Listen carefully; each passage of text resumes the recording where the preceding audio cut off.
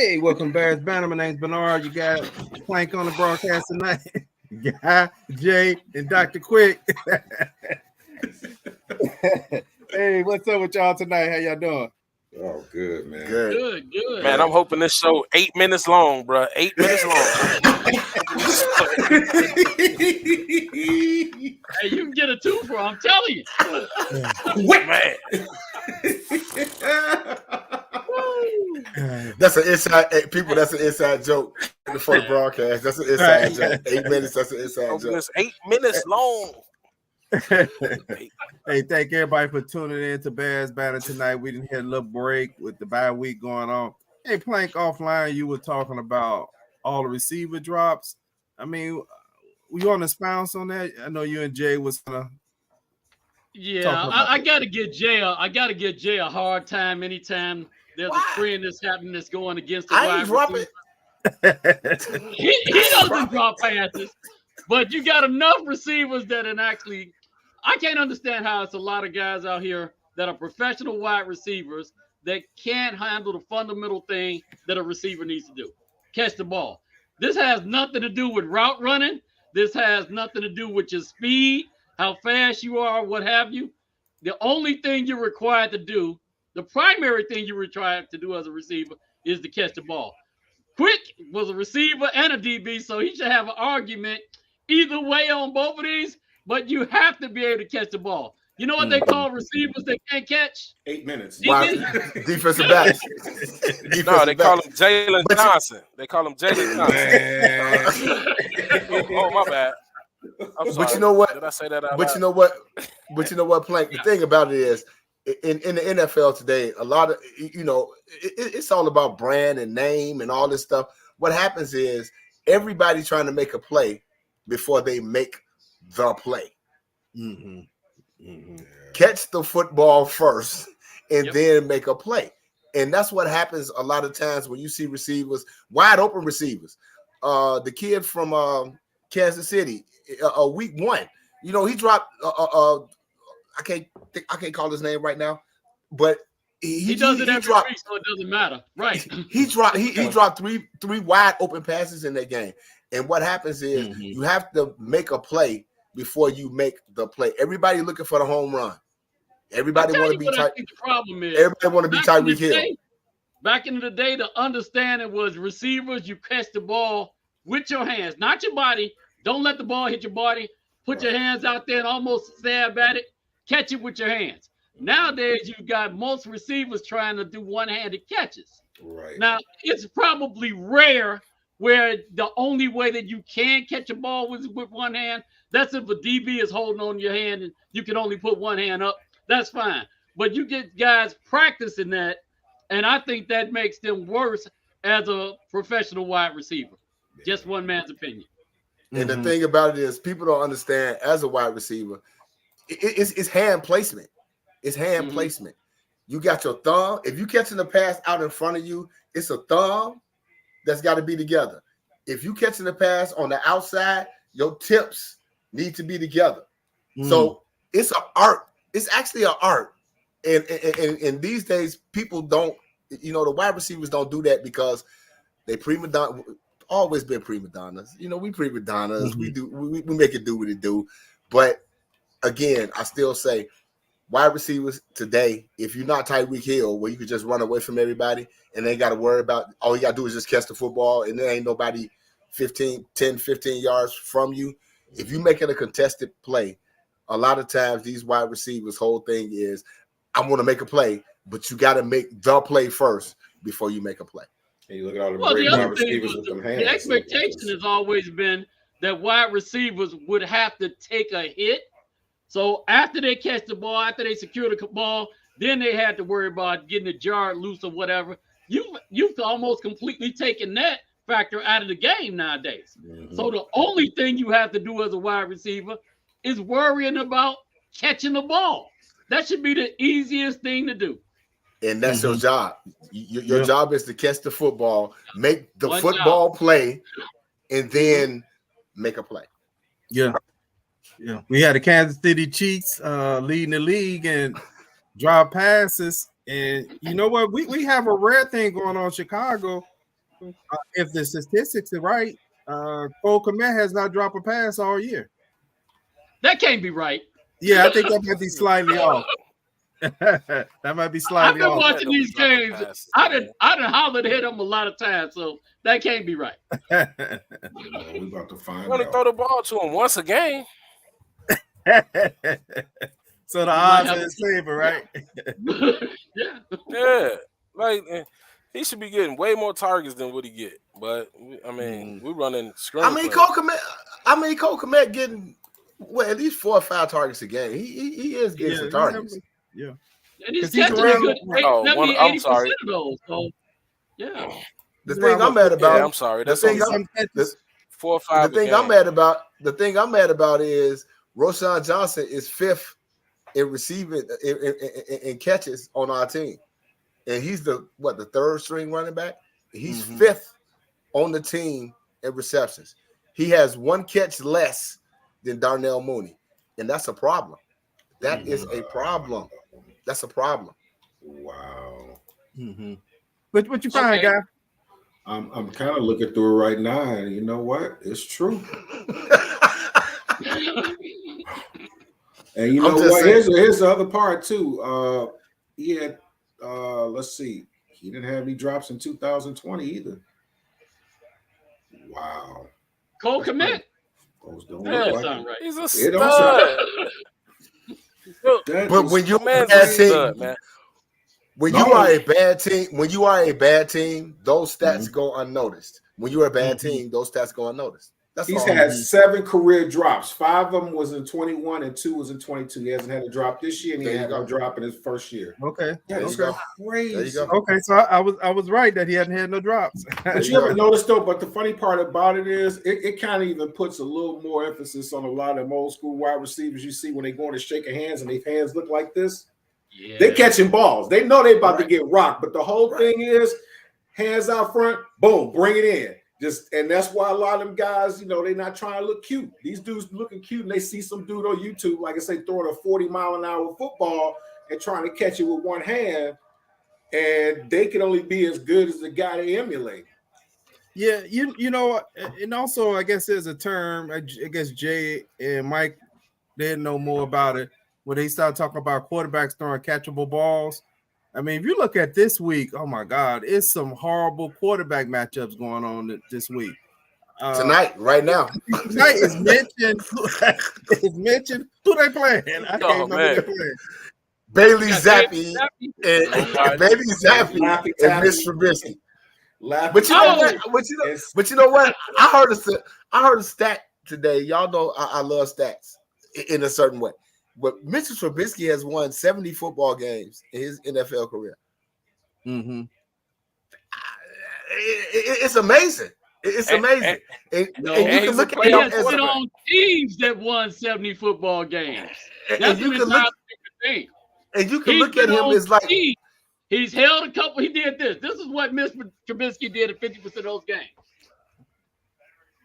But you can look at Mitch Trubisky and say that he's a quality, and he's gonna be Chase Daniel number 2.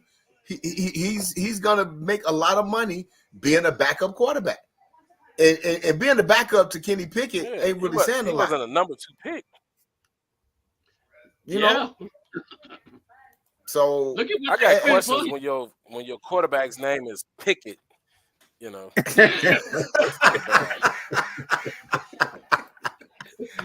like a receiver name. Drop it. I don't know if I can draft a quarterback. Right. Last name Pickett. Like we're gonna draft this quarterback. Yeah, we can draft this quarterback named Pickett. Like I don't know about that. Yeah. The Bears have won 4 games this year, and the last victory was against the Vikings. I think for a lot of fans, I don't know if we had too much time off or what happened, but I've just been in a lot of conversation that's kind of like going in circles about that game. But a win is a win, in my opinion. Sometimes you get them ugly, and sometimes you get them cute. I guess it's just like dating, right? Right. Yeah, right. Who it is. Right. And the bottom line is, in the NFL, a win is hard to get. So anytime you get a win in the NFL, you know, a win is good. You know, as fans, we can look at it like, you know, we scored 12 points. They ain't scored no touchdowns. Yeah, but they won the football game. Yep. Is it pretty? No, it's not. But a win is a win in the NFL. Fans do too much keeping their head on the swivel. They looking at every other team and how they winning. Oh, they winning 33. They doing all this and such and such. Y'all barely won 14-12. Guess what? 20 years from now, don't matter if you won 12-10. A W is a W, man. I mean, wow. Yeah, you got to figure out how to win in the NFL. And once you start winning, right, winning breeds winning, right? Because you look at the Eagles, there were games this year that you could look at and say, man, how did the Eagles win the game, right? They won it because they're a good team. Yep. Good teams figured out how to win the game. They won it because San Francisco wasn't standing outside. That's why. Hey, I know this is I know this is Bears banner, but I'm gonna tell y'all, man, San Francisco, the best team in the NFL, man. They are, to me, they the best team when healthy. They the best team in the NFL. Slow down. Everybody want to talk about. Let's slow down. Everybody want to talk about wide receivers. Man, let me tell you something. Deebo Samuel, do y'all see when he catches the football? And that's what I'll be looking at. When he catches the football, it's like nothing is stopping him. Him and Tyreek Hill are on the same plane when it comes to catching the football and running after the catch. Deebo Samuel is, I'll text y'all that. I'm like, this dude a beast because it's almost like he don't even turn on the second gear. It's like a fifth gear that he turns on once the football is in his hands. And barring injury, to me, my opinion, San Francisco 49ers is the best team in the NFL. That basically just goes to show you that the universe is football. They won the football game not because of Deebo. Go ahead, guys. No, you go ahead. Yours sound better than mine anyway. They won the football game. They won the football game not because of Deebo, not because of Christian McCaffrey, but because Brock Purdy grew a pair over a couple months. Yeah, he did. Because if you remember, they had the same people there, and Purdy was scared. Believe me. So the game is interesting, and the first quarter looked similar to the NFC Championship game. To the NFC Championship. It sure did. Yes, it did. They made some adjustments because and shout out to Christian Jones because Christian is always talking about Kyle Shanahan and his ability to coach a football team. Yeah. They made some adjustments and they couldn't catch up to the adjustments. They was like, let's get the ball out of this boy's hand before he get killed. Right? Because they were that first they pinned their ears back and they was coming after him. And they made some adjustments on some quick passes, reverses, and things like that. And that's what you do against teams that rush hard. You try to throw them off their game. And they made it good. But they will meet again in the NFC Championship game, Jay. Yes, they will. Yes, they will. Yes, they will. Now, if you want to crown them, then crown their ass. But they not. They're exactly who we said they were. You know what? They're a well-oiled machine, man, but it's mental. They will play again. It's a mental. It's all mental, man. Because what happened to keep the boy from getting killed? Get a ball to Deebo. Deebo's mindset. Because if you look at skill set in the NFL, like the elite players, like the players who are up there, they are basically in the same category. But what separates them is I don't care who you put in front of me. You can put a building or a truck in front of me. I am going to get to the other side. And they keep that mentality. That's why you can't stop them. Now, you take a Deebo Sanders and turn him into like a Chuck Muncie, who strong guy, hard running guy. You know, you get somebody to pop him one real good time. Now he going back to asking questions. You can hit Deebo with everything in the sink, and he get up and like, you know what? Do a Jim Brown. That's going to cost you 5 yards. But, man. Question for you. Wasn't he hurt last year during the playoffs? Yeah, he was hurt, but I'm He's talking still about a human being. Oh, yeah, he yeah. can still be stopped. So absolutely. Oh, yeah, you can't. Him yet. Well, that's just anybody. It's human. But what I'm saying is when he's catching the ball, what makes it difficult for them to stop him is, I mean, he's got the ability, but the mindset. It's a lot of guys. It's quite a few guys who's got that size or whatever, but they can't do what he does. They can't. Okay, before we go into the Bears game, I want to mention something, and I'm just totally trying to change the subject. I read an article today about Marvin Harrison talking about how he may not enter the draft because he feel like he's not done it. He's not done before he beat Michigan. So that's I say the same thing. I'm like, okay, is this smoke and mirrors? Man, the only way that boy he ain't beating them if JJ McCarthy's still there. So he might as well come on out and play with Justin Field. Because JJ McCarthy is done. He's done. Yeah, I'm sure he is. He's done at Michigan. He's done at Michigan. And then I heard something about today, which we got to have a college show. Eric Armstrong, Kristen, Mo, we need to have a college show. I read an article today too about Michigan has offered, which I can't believe, they've offered Jim Harbaugh a 5-year, $55 million extension, and I can't understand that. I'm sure it's not the fact that he earned it, but the bottom line is I can't understand how he would go back after all the scandal that has happened this year. And I still say he wants to be a college guy. He's going. And I still say, it's so much to talk about because we haven't had a show since the college playoff thing. That's another show. I'm getting ahead of myself, but I'm gonna tell y'all something. I still feel. I know you mentioned we gotta have. I gotta go and do the college show. I still feel Michigan hasn't been relevant until Harbaugh got there. They haven't. But I'm still gonna say if Michigan beat Alabama. If Michigan beat Alabama and run the table, that's not happening. And Michigan wind up winning the college football playoffs, he's done. He's done. If they lose, he'll come back. But if they win, when they lose, I believe they're not beating back. I believe. You don't think so? It's not even important whether or not Quick thinks so. As soon as Michigan found out they were playing Alabama, all you heard in the room was they weren't happy. No, they weren't happy. You ain't gonna beat nobody if you hear, hey, Debo standing outside, you like, hey, close the door, turn off the lights. Yeah, so hey, Jay, I Michigan know they ain't ready for Alabama. I'm telling you. Jay, I do want to expound on your show comment. We get to the Bears in a few minutes. I know we kind of took a little time. I do want to expound on the NIL money, getting players to stay. I think for the quarterbacks, it's perfect.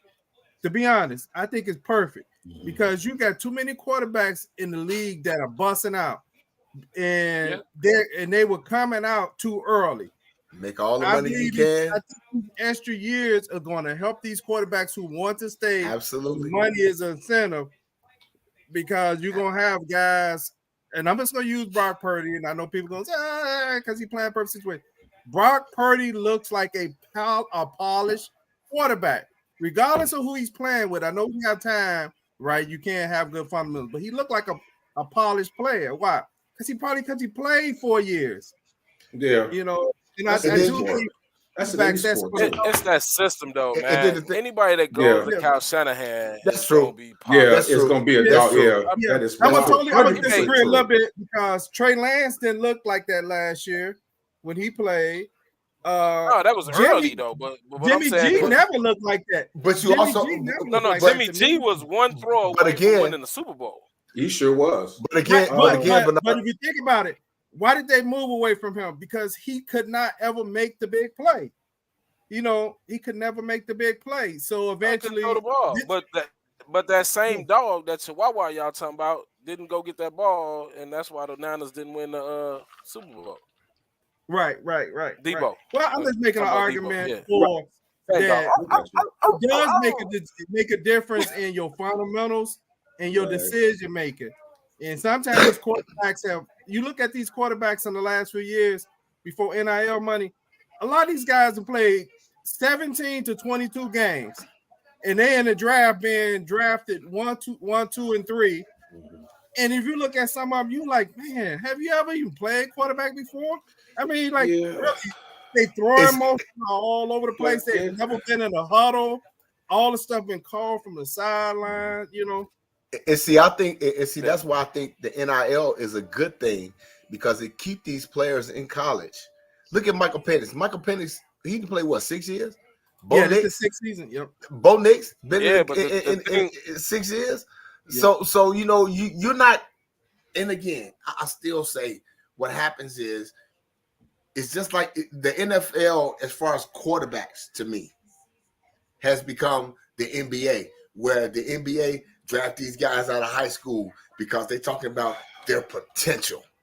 Right. Which is another thing which is another show, and I keep saying that, is another thing where they talk about the potential of the first round quarterback. And if you look at the history of the first round, first pick, top 5 quarterbacks, how does that pan out? And it really doesn't, because they're pressuring these kids into coming into the. I mean, look at Bryce Young. There's no way Bryce Young should be a starting quarterback in the NFL right now. There's no way. There's no way he should be a starting quarterback. But because he was drafted the first pick in the first round, he's expected to start in the NFL. And in the NFL, as good as Alabama is, and people talk about Alabama could probably be some NFL team. No, they can't.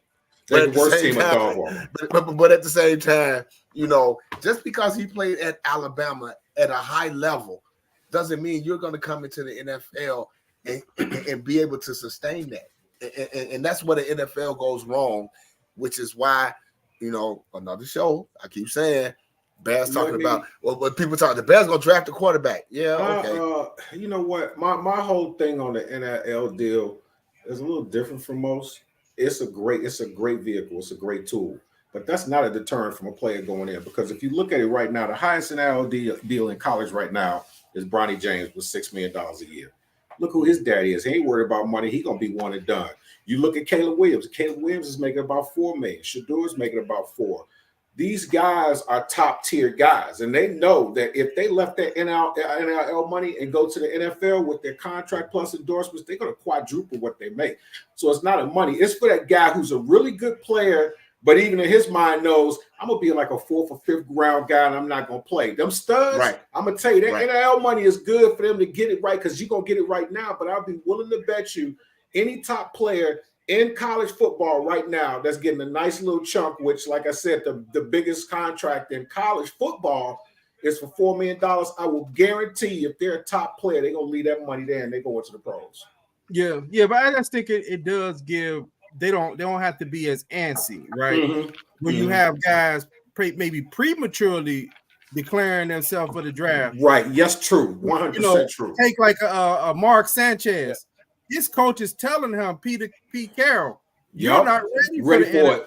Sure did. But maybe the money and what he's going to be drafted at, right? Mm-hmm. He prematurely came out. That's true. And he would have stayed. If NIL was there, I think his ears probably would have been a little open. He'd have been like, you know what? I could stay another year and I'm getting this money. But you're 100% right about that. But like these top tier players who everybody might, like a Travis Hunter, for example. Say if Travis Hunter leaves this money that he got on the table, I think he's ranked 5th. He going to the league and he gonna be one of the top guys, But like you said, a fringe player who's like a pretty doggone good player in college, but knows that he probably not gonna get that type of traction to be great because nice little piece of money. But yeah, Plank. Yeah, part of the problem with the NFL is the NFL has changed so much that it demands that just because you got drafted number 1, number 2 in the first round, you automatically have to blossom during that first 3 to 5 years. I'm going to throw a couple quarterback names out there, and if you compare what they did their first few years, you would think they were bust. Phil Simms, his first few years, his whole career. Look at his numbers. No. By the time he got to his 4th or 5th year, Phil Simms started being more than serviceable. He figured it out. He had a time to do that. Another quarterback, Terry Bradshaw. He didn't even start till his 5th year in the league, despite the fact they kept pushing him out there, trying to get him to start.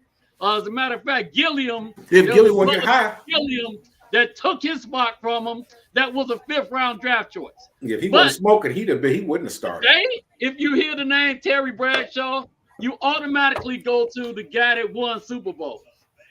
He wasn't always that. He won 4 Super Bowls, but that didn't happen until the defense caught up with him. He started figuring out some stuff, things of that nature. And he got Cunningham, Starwolf, and Swan. Justin Fields, this is where I'm going to premise my entire argument about.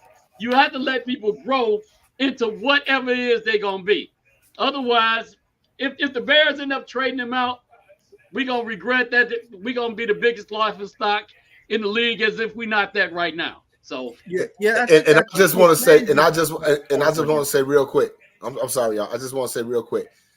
And Guy, you are a statistician. If you can look it up, name one quarterback that was drafted in the top 5. In the top 5 over the last Tom Brady. Oh. I'll say the last 20 years. In the top 5, outside of Peyton Manning and his brother. Okay. No. Top 5 outside of Peyton Manning and Eli Manning that's won a Super Bowl that's been drafted in the top 5. I'm not saying had a successful career. I'm saying that's won a Super Bowl. Mm-hmm. Name them. Looking. Yeah. Name them.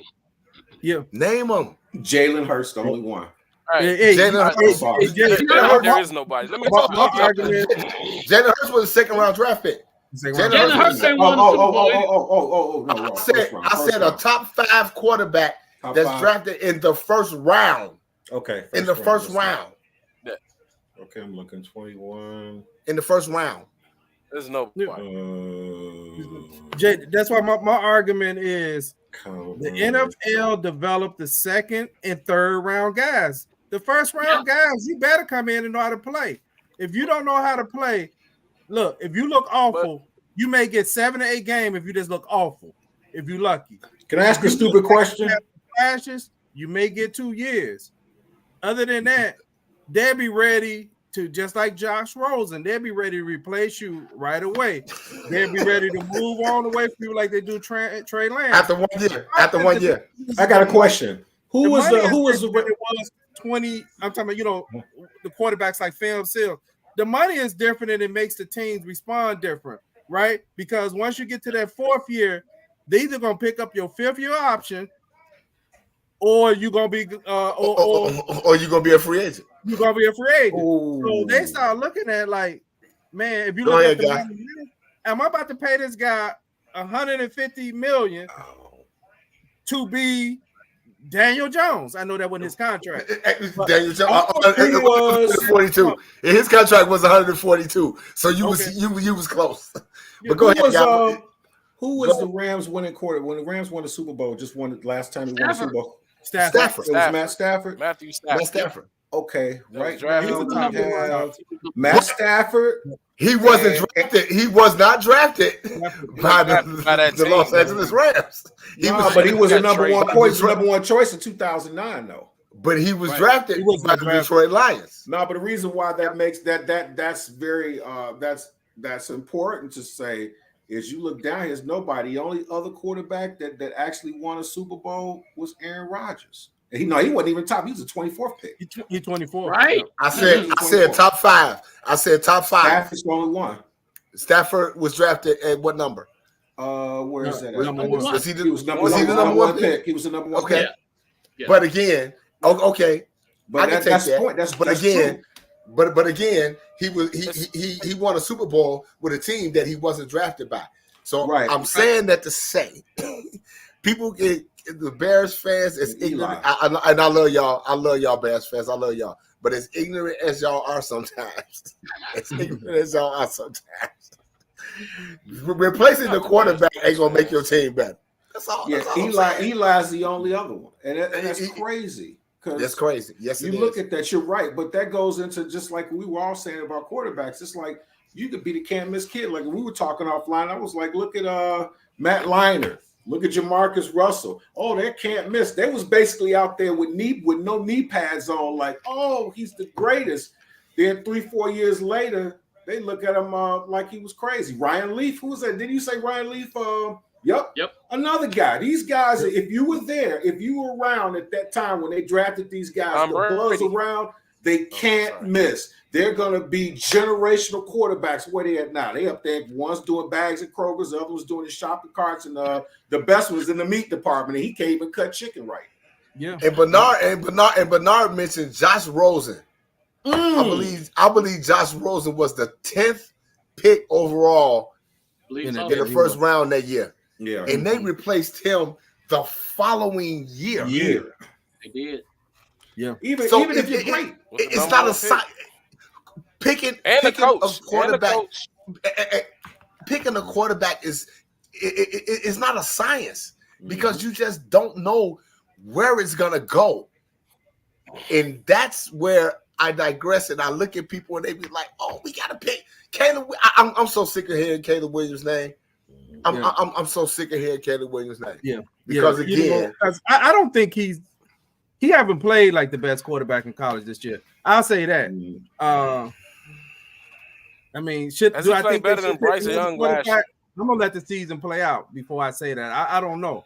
But all I can say, if I had to pick a quarterback, if I had to pick a college quarterback that's played this year the best to me, and I'm a college guy and I watch the games, is Michael Penix Jr. That's what I keep saying. Yeah, that's what I would get. To me. I need to say, man. Let me slide in here for a second. Hold on.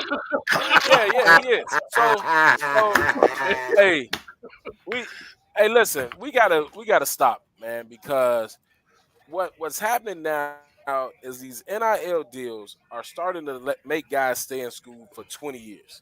We can't continue to do this, right? You got all three quarterbacks in the Heisman race have all switched schools and went somewhere else. And Mike Penix was at Indiana and all this other stuff. Why didn't it work out for him at Indiana? I want to know, because if I'm going into a draft and drafting you, I'm going to ask you, like, why didn't you stay where you were at? Are you a team hopper?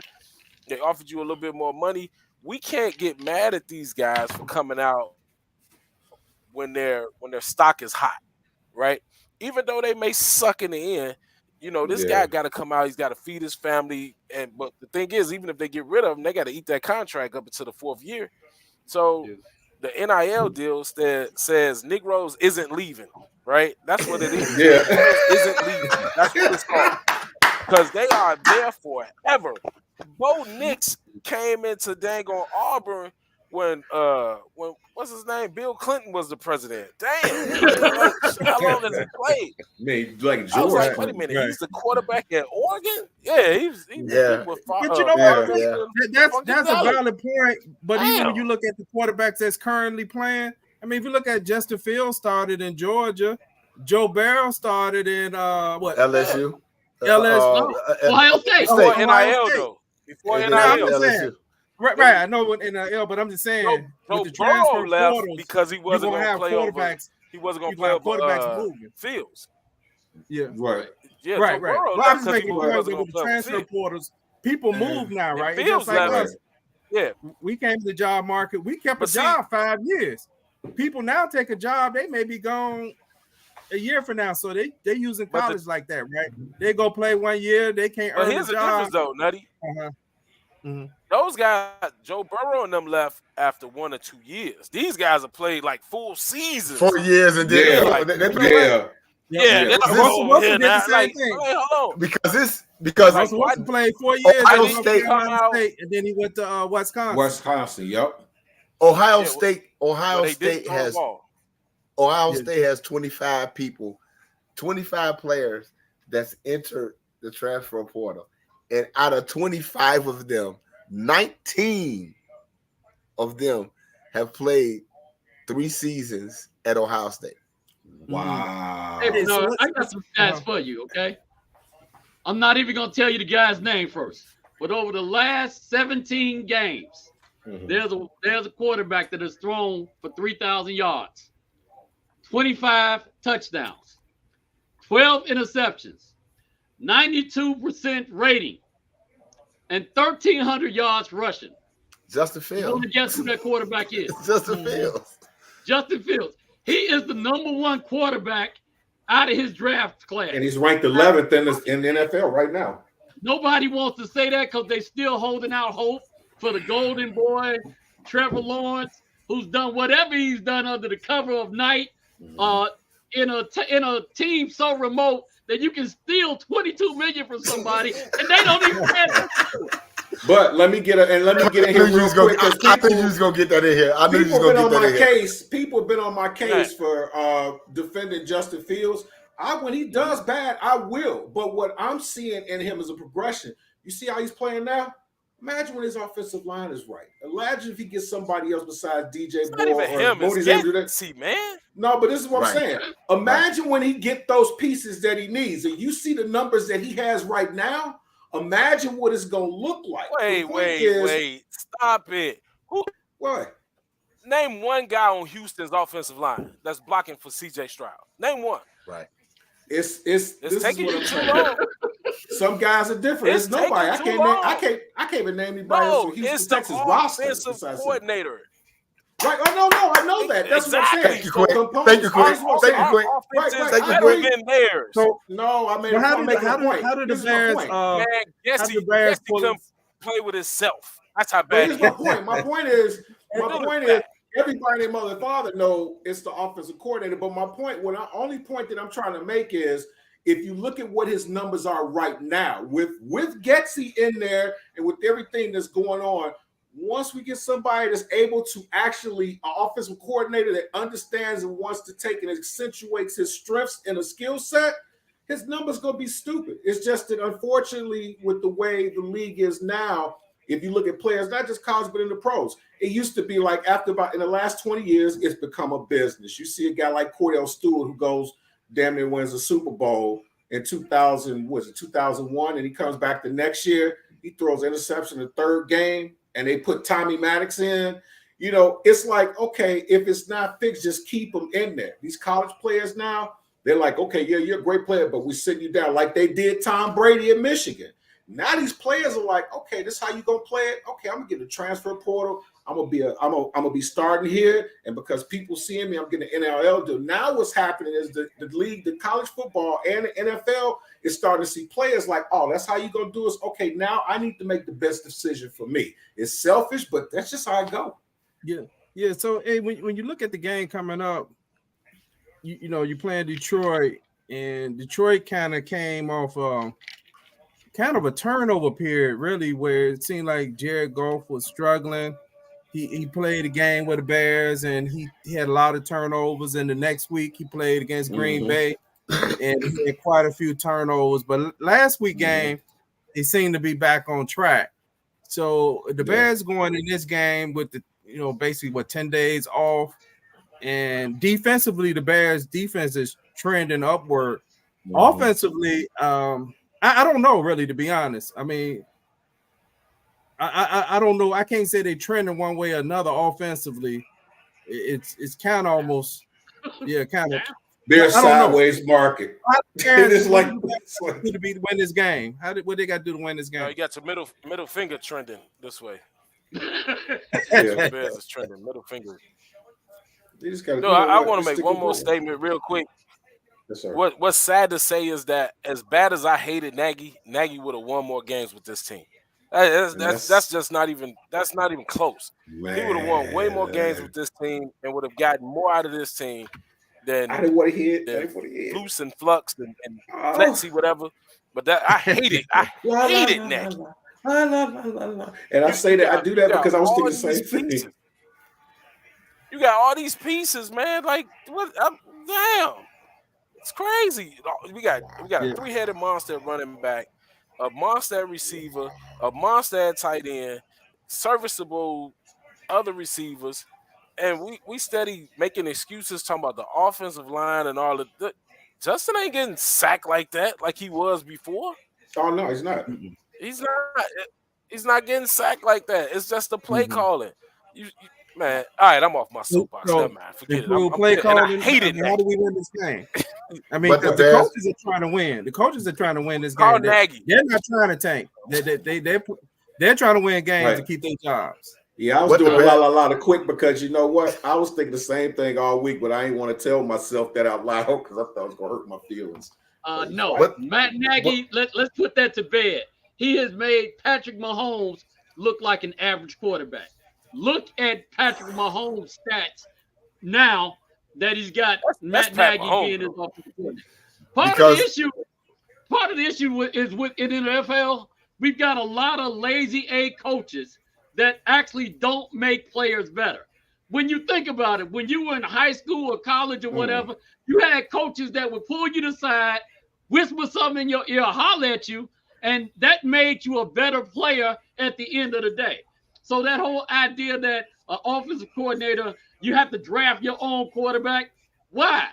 A lot of times these guys, just like you when you went to the prom and you saw all the women in there fine, a lot of times you went and you forgot that your prom date was fine too. It was fine too, right? I had a joke for that, but we on family TV, so I'm gonna stop. Right. Mm-hmm. So It's a whole all 8 of minutes. these coaches in the 8 minutes. NFL don't know what they're doing. One of the things that we actually talked about last year when Lemonhead Lemuel Stinson came on, he said, you're not coaching against the head coach, you're coaching against whatever that coordinator is. So to that, every team that's playing against the Bears are playing against Getsy. And Getsy can't beat a lot of these good defensive coordinators. It's that simple. Some of the plays that he's calling out, all of that, 80% screens until the last play when he needed a first down, all of a sudden he let Justin Fields loose at the end, like, save me, save me. It's Getsy that is the one that's a major problem with Justin Fields. And everybody else in the NFL can see that. So we can go ahead and be foolish and just let him go. But I'm not expecting anything good to happen from that. Now, what I would say on top of that, which But I has think- nothing to do with. Oh, go ahead. But I think in order for the Bears to win this game, they have to That was the goal. build on. They have to build on the momentum that they had, not only against Minnesota, but revert back, watch the film, and what you did against Detroit in the first game. You know, that was I believe that was Justin's first game coming back from the injury. And he wind up having 18 carries in that game. I think 12 of them were called design runs, but he has gained over 100 yards against Detroit in every game that he's played against them. So the run game is gonna be key. And what I don't want Getsy to do, of course, what I don't want him to do is get cute and try to outthink himself, where we put up all these points against them. Well, you did it calling plays that actually worked against a Detroit defense that's not very good. They're not that good. If you look at them, they're not very good. I mean, Aiden Hutchinson is not good. He's a great player. Aiden Hutchinson is a great player, you know, on the edge. But you put up a lot of points against this team, and you did it kind of effortlessly. Not to mention, you had 4 turnovers, and I think the 4 interceptions that Goff threw, I think you only capitalized with 2 field goals, if I'm not mistaken. Yeah. So you still didn't capitalize on the turnovers that your defense gave you. But in order for the Bears to win this game, and you at home in the elements, Jared Goff was 29 of 44 the last time he played in Chicago in December when he was with the Rams. And I would tell y'all just off script, that was the greatest game I've been going to Soldier Field for a long time. And that Rams game in 2018 was one of the greatest games I ever seen, as far as like the crowd and how everything rocked out.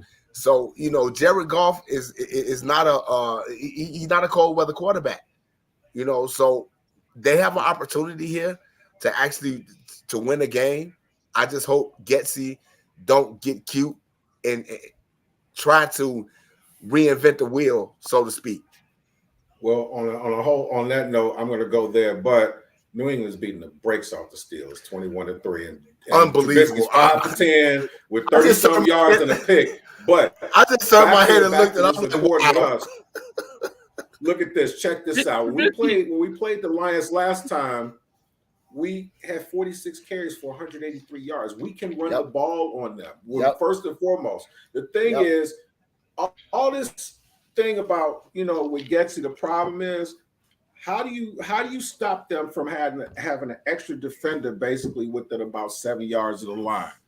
You take a heat check and let that joker go. If I keep dinking and dunking every 5-6 yards, then now you not keep the defense honest. But even when they run, even with that said, regardless of that, we always, if we run the ball, our team runs the ball, we got a chance against anybody, win, lose, or draw. And our defense is much better. Run the ball, control the clock, because I don't think Goff's going to have three picks this game. But what we need to do, we lost we should have won that game, and we didn't. So that should be at least enough incentive for them to say, hey, even if we know we're not going to get 3 turnovers, whatever it is, we can beat this squad. They just run the ball and just manage the clock, man. Yeah, what I'm going to say, in order the Bears to win this, and I'm going to start up top here, the Bears cannot turn the ball over in the fourth quarter. Facts. I'm going to say that on the top. They cannot do that. Facts. They got to find a way to not choke down the stretch. Choke out games that they won. It don't matter who do it. The Bears cannot have turnovers in the fourth quarter. They got to be able to capitalize on those turnovers if they get them. You may not get them, so you can't count them unless they happen. Right. Bears, run the ball with your running back. Play good defense. You need to push the ball down the field. Screens are okay, but it can't be your main game plan. But you got to push the ball down the field. You're not gonna get them out of the box.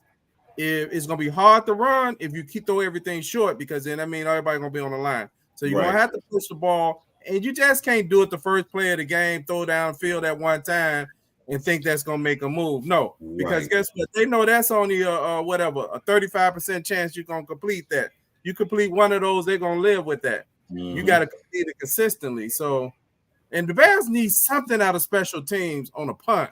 I'm getting tired of these punts that look like what was the guy named Leon Johnson back in the day? Oh, that's wow. That's old school. I got Leon Johnson was only back there to make sure they caught the ball. He wasn't trying to get no. He still wasn't sure. None of that. Jones, that's the plus. No, none of that. No, none of that.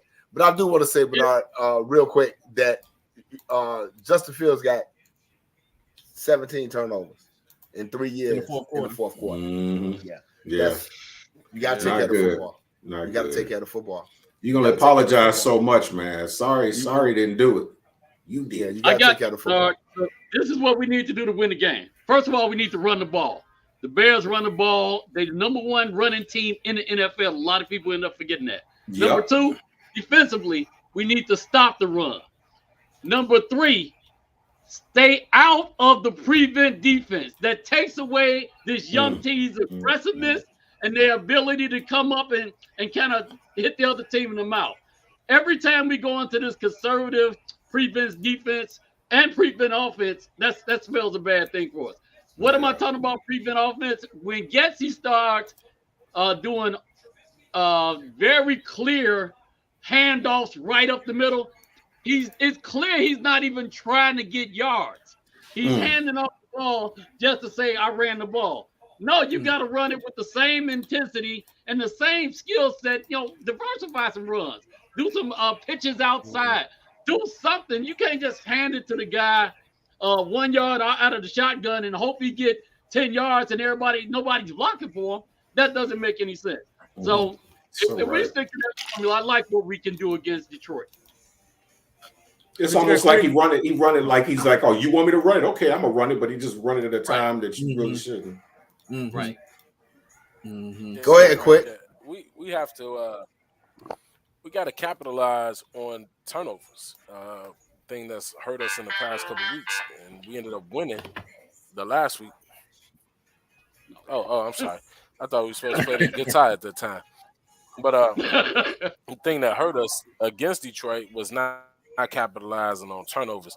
So either the defense has to make that turnover a score, or the offense has to capitalize and punch the ball in to make it a score. So those are some of the things that need to happen. I think we are going to run the ball and control the time of possession like we did the last time. But I just think that we got to do something with these turnovers, because we're getting, what we at, 8 in the past 2 games? Yeah. And I think yeah. may have scored 1 touchdown or something like that. I don't even remember. 1 It's been a touchdown while, and but 1 field goal, 10 points, I think. Yeah. Yeah, out of 8 And by the turnovers. way, Detroit You're doesn't not have going. Aleem McNeil either. Aleem McNeil has Who? been their second best defensive lineman. Number 54 from Oh. Jackson State. Ooh, One that kind of killed us Oh, yeah. last year. Yeah, HBCU. Yeah, of course. SWAT. That's where it's at. Any Players from the any SWAT. significant? The Bears don't have any injuries, I don't believe. Is it any? I don't think so. Let me see. They have no significant injuries, which is key, because this team now we can actually watch this team that's finally healthy outside of the whole 53-man roster is healthy, and there's no excuse. Now we're gonna see what they were seeing at Hollis Hall as like, okay, this is what we got. We feel like this is the best that we have. We're gonna put them on the field, and we're gonna see what's happening. And Ngakwe is the only one that's questionable, but he was limited protect. He's even limited in the game, but he was limited participant in Thursday's practice. Hey, let me tell you something I like about Cole Kmet that I witnessed this week. This week he was on there and they interviewed him on Monday, and he was the first player I heard say, "Hey, we can make the playoffs." Yep. They 4-8. They got 5 games left. It's like everybody on the Bears, they scared to say we can go on the win, we can beat these teams. And he was actually kind of cocky with it. He was actually kind of cocky with it too.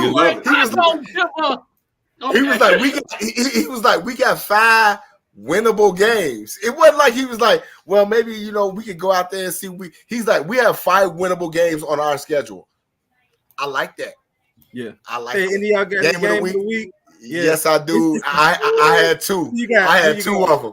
As far as I was looking at the slate though, and I want to say, to me, as much as I love the Philly and the Cowboy game, that's what I had. That Buffalo Kansas City game.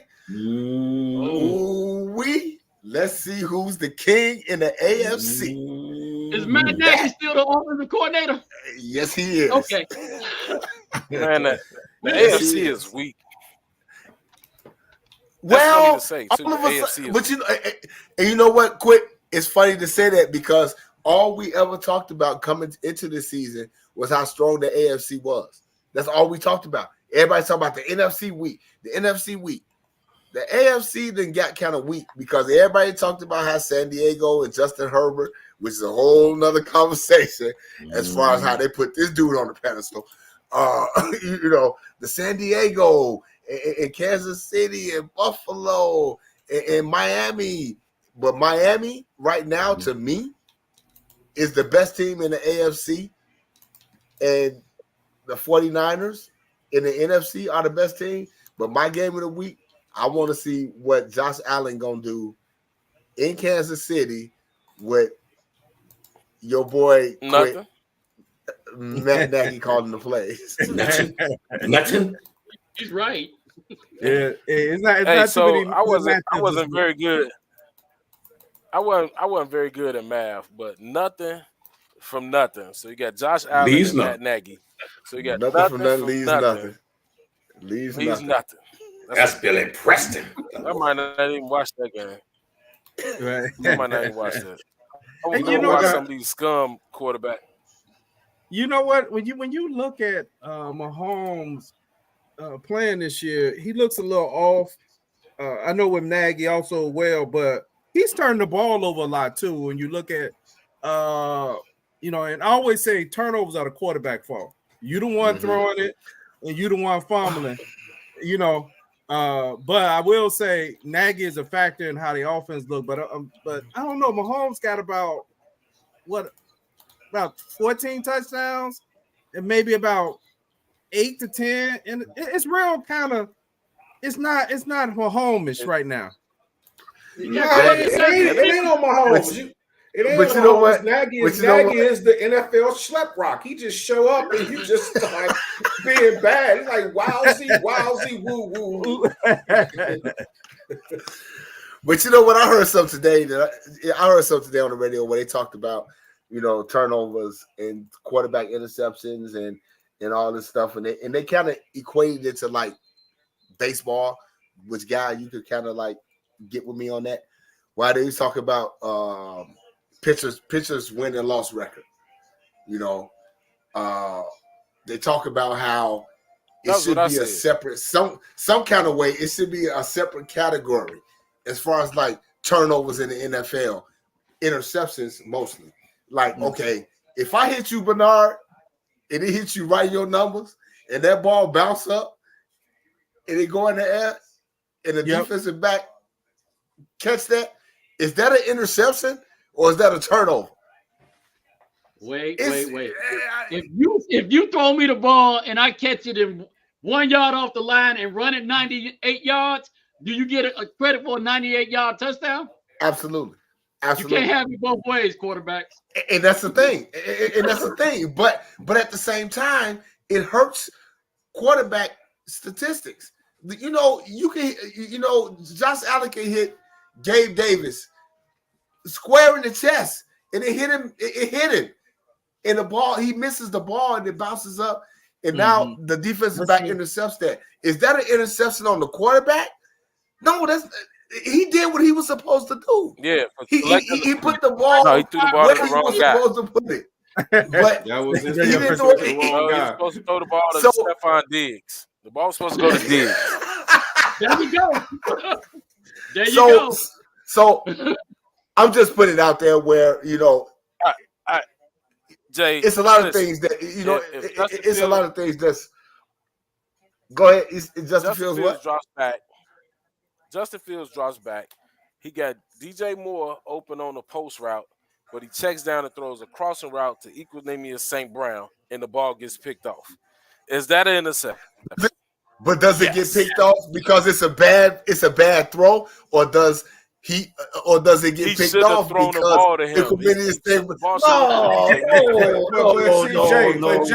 No. In fairness to it all, it's called the nature of the game, because let's look at this.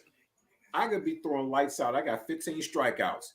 I throw a ball, shortstop drops it, and he gets on base. The next guy hits a double, the guy scores. Guess what? I get charged for an earned run. You get charged for an earned run. It don't matter. I mean, it's just the law of averages, man. You get charged for an earned run because the shortstop made an error. So it's just one of the things. 2 for 2. 2 for 2. Yeah, 2 for 2. Hey, 2 for 2. My top 2 is the 49ers and the Eagles. My bottom 2 are the Panthers and the Patriots. Hard to say the Patriots right now as they beating the brakes off. As they beating the brakes off the Steelers. I don't know about the Patriots. I would say I take the first one, but the 2 for the other one, I'd have to go with Cardinals. I would say.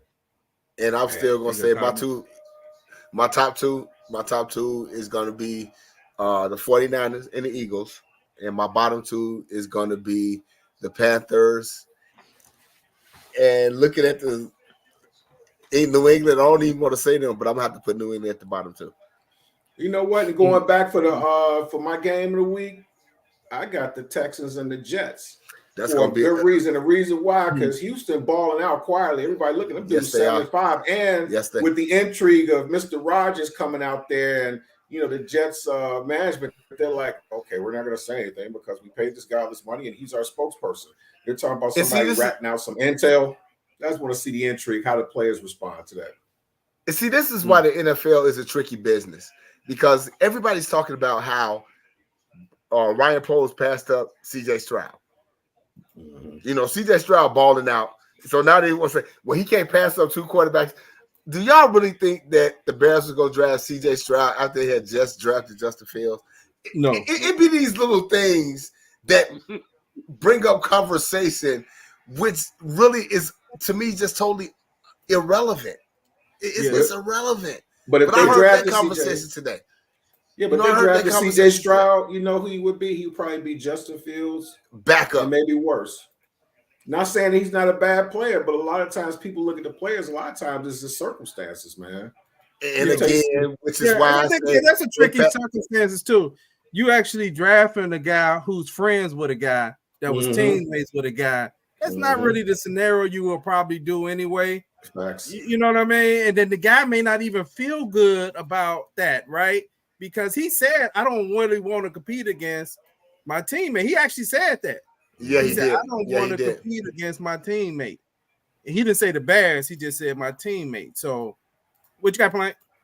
I remember being at practice and working with the second string defense as a first string safety, and you hit me right in my ear hole and tried to knock me unconscious. Well, we still friends. Okay, so but that's the cake. Right. It's called cake sports. Sports is cake now because back in the day, you ever look at and I go back to basketball. Charles Barkley was Mike's friend.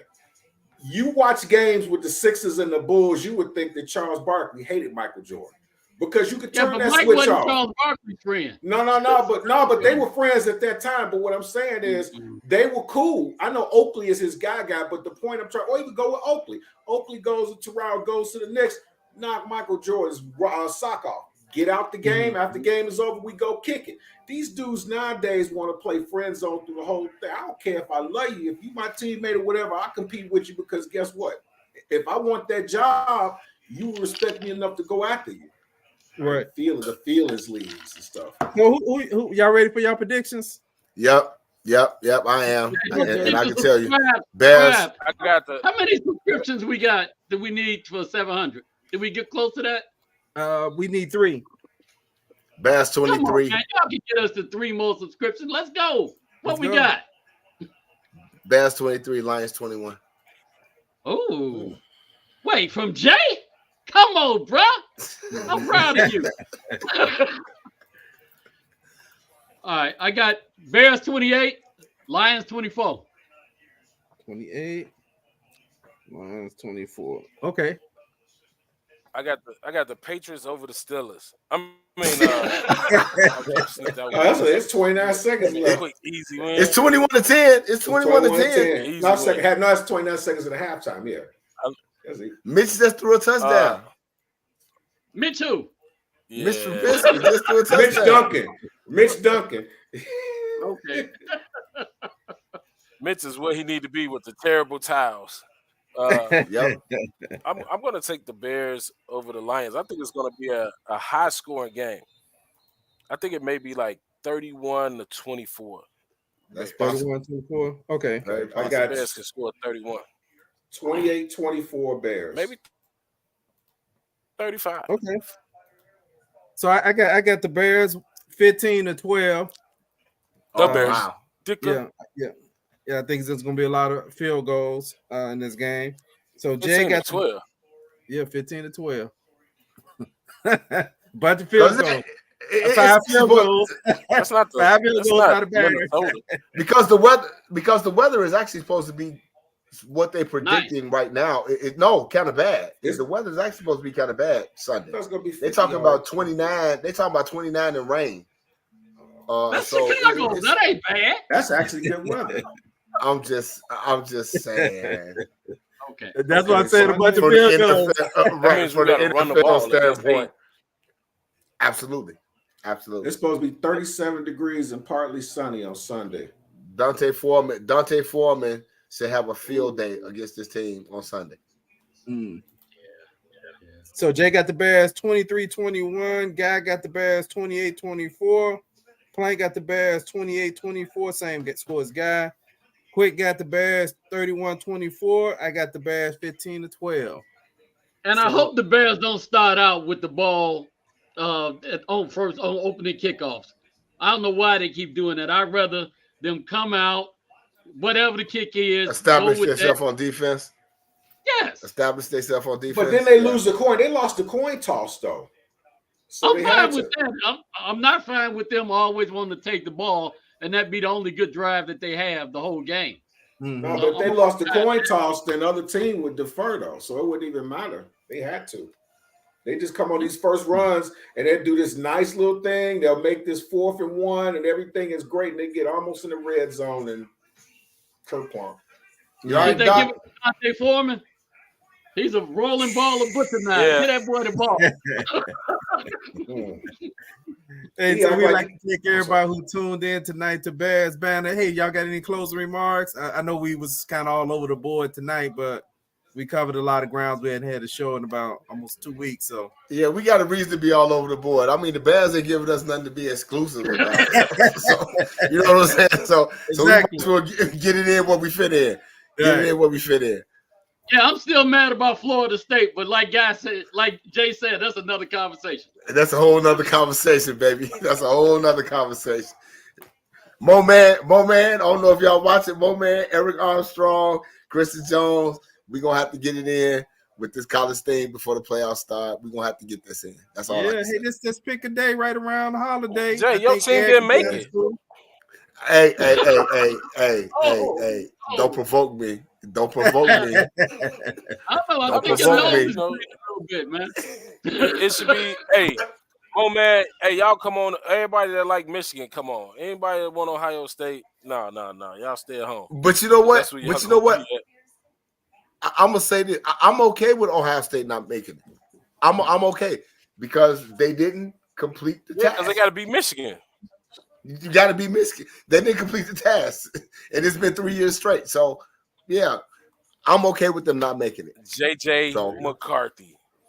Hey, I just got a last comment, man. I want to thank everybody that's been praying for me, man. I'm going through some health issues still. Still fighting a good fight. Those that don't know, I got diagnosed with colon cancer. So that's why Jay was trying to wake me up over here a minute ago. So still just dealing with some stuff physically and mentally. So, but I'm here. So that's all that matters. Praying for you, brother. Praying for you, brother. Most definitely. You definitely uplifted, man.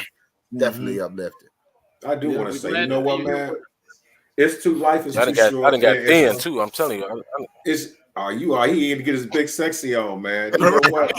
Life is too short. You know, just as far as having discord with people, man. Try to make it right with the people you love, man. If these people ain't got no love for you, instead of having no love for them, just keep it moving, man. Life's too short, man. Absolutely. All right. Thank you, everybody. See you on Sunday, 30 minutes after the game. Peace. Got a muscle. Peace.